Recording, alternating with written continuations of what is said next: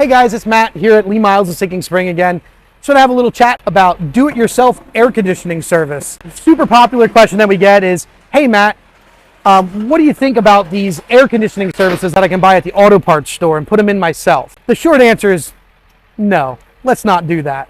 It can actually cause a lot more harm than good. Ultimately, what you'll find at these automotive stores is you'll find a little can with a gauge on the top and it has a hose that you absolutely can plug into your vehicle.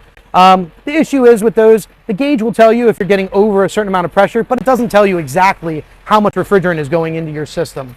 Refrigerant is the gas that is used in the air conditioning system in order to deliver the cold air or to remove the heat from the vehicle. When you put one of those do-it-yourself cans on, you have no control over how much goes in. It can pull a lot of that in, it can actually lock up the system, it can cause more damage. It can damage your compressor, it can damage the lines, it can damage your condenser, or even more expensive, the evaporator under your dashboard.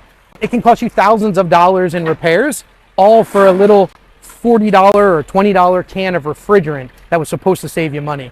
So leave that to the professionals. When it comes to your air conditioning not working, give us a call. We can always evaluate the system, determine how much refrigerant is in the system, how much is needed, and what it's going to take to make it right for you. In essence, what I'm getting at is leave it to the professionals. When it comes to the refrigerant, you're going to save yourself money by spending a little bit more than what that can cost you at the automotive parts supplier store. See you next time.